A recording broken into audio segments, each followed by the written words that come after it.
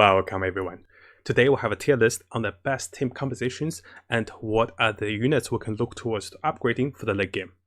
As you might have seen our previous tier list with the 5 stars and the 4 stars, this tier list came into mind as I try to explain how to upgrade your units as you find more of them and what are the better units to upgrade. You can see that the tier list is categorized in terms of the elements of the units, also on their roles within the party. And if you don't know those roles, being DPS, support, and also their healers, I recommend checking out my previous guide on how to make the best team, which explains those roles and also additional effects and resonance for building the best team. You can see that I have divided units into 6 categories according to the elements. You can see that there is more Pyro DPS units down towards Amino, and Cryo there's only 2 of them.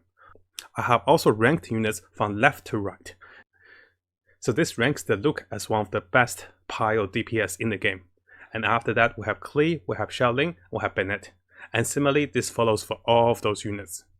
I have also included the new free 5-star hero that will be available in the game on patch 1.1. In order to get this hero, you have to be adventure level 42. If you want more details to the new heroes that's coming in the patch and also a potential change to the gacha system, check out our previous video as well. One of the biggest advantage for this tier list is because it is very visual. You can see that if I have Baidu, which is a Claymore user, if I get Razor, I can transform my DPS character for Electric into Razor. And followed by that, if I get Kachin, I can swap into Kachin for a better upgrade. Similarly, I can interchange between Nergal and Noel. At the same time, I can interchange between Nergal and Noel for different purposes of the party. If I need a bit of healing support and durability, I'll go with Noel. But if I need a burst damage, Nergal can be very powerful as we unlock her constellations. If we get enough copies of Nergal, she can be one of the strongest single target DPS in the game. Over here we have the support tier list. Support units are those that doesn't require the best items, weapons, or the highest level.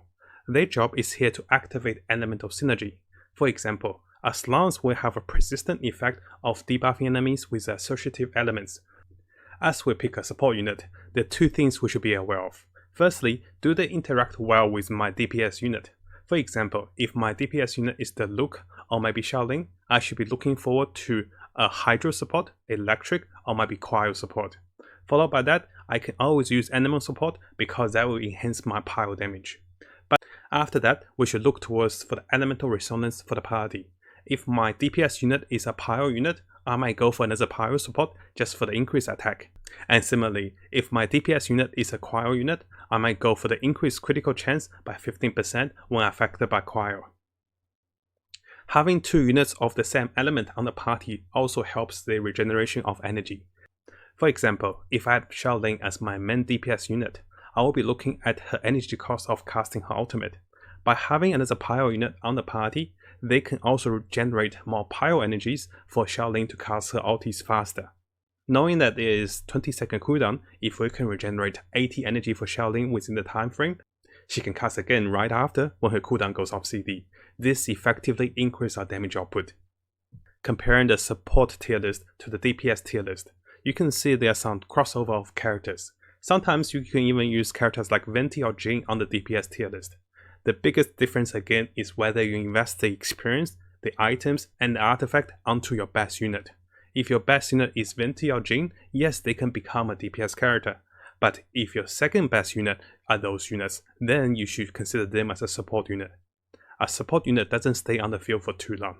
Every time the cooldown goes on CD, they should be swapped in, cast his spells, or maybe ultimate, then swap out back into your DPS unit. This way, you can increase your DPS and maximize your damage for the late game.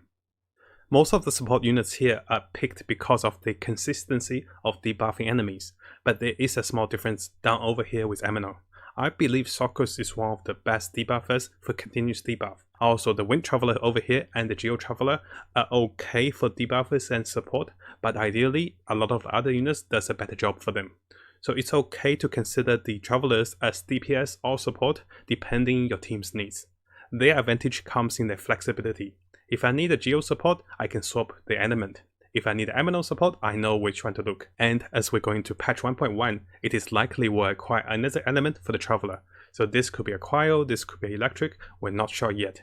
And potentially, we might even turn the Traveler into a healer. There are 2 reasons to keep healers on your team. The first reason is to conserve food and also not having to teleport to portals to fully heal your team. The second is for spiral boost and also dungeons in the endgame which you cannot heal. This is when the healing characters can become essential for the team.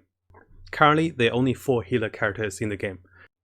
2 5-stars being Chi-Chi and Jin, and 2 4-stars being Noelle and Barbara. Comparing the characters purely on the healing potential, I believe Barbara still have the best ways to heal, because her E spell and her burst spell heals, and this is also a persistent healing.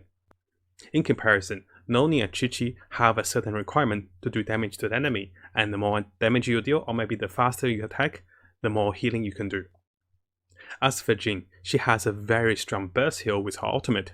The downside is you have to pick a right location, and also recharging her next heal might be a little longer compared to the other healers. Next up, let's have a look at some of the potential team compositions for the late game. So the first party setup will have Diluc, Chi-Chi, Venti, and Fesso. This enables us to have the 4 elemental unique synergies for the 15% resistance. And follow from that, we can combine into Melt, we can combine into Overload, we can also combine into Superconduct. 3 of the very powerful combinations with the elemental reactions. We also have potential to enhance the Cryo, Electric, and also Pyro element with Venti. This is more of a range setup, allowing Venti and Fesso to poke from far away. The Diluc will be our main DPS, while Chi-Chi will support, heal, and sustain the team. Next up, we have a more melee-oriented lineup.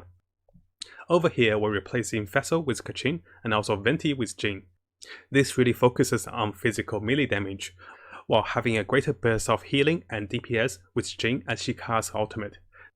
The advantage of this team is that we have 2 DPS units, being Diluc and Kachin, and this allows us to avoid being elementally countered by an enemy of the same element.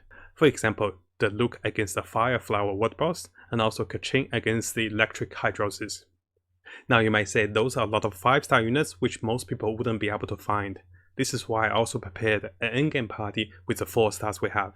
So over here we have Xiaoling, Barbara, Fesso, and Chuyan. And if you don't have Fesso or Chuyan, you can replace Fesso with Lisa and Chuyan with Kaya. We'll be looking at the 4 unique elements for the resonance, for the resistance, and there are a number of reactions we can combine into. This include Electrocharge, Frozen, Melt, Super Overload, Shattered, Superconduct, and Vaporize. You can see that this really synergizes well with each of the casting of the units, and we have multiple ways to trigger all of those elemental effects for greater damage. Now what do we do before we get to Adventure level 20 and get Xiaoling and also Barbara? What you can look for is with Noelle, Traveler, Lisa, and Kaya to combine into a solo party that uses Noelle as your major DPS unit. By equipping Noelle with your best weapon and also the best defensive artifacts you can find, she can be a massive DPS unit, and also having Noelle as one of the Geo character, you can really crystallize well and defend against other elements. To summarize this video, we should focus our limited resource on the DPS units first. This enables us to clear monsters faster and also progress story faster.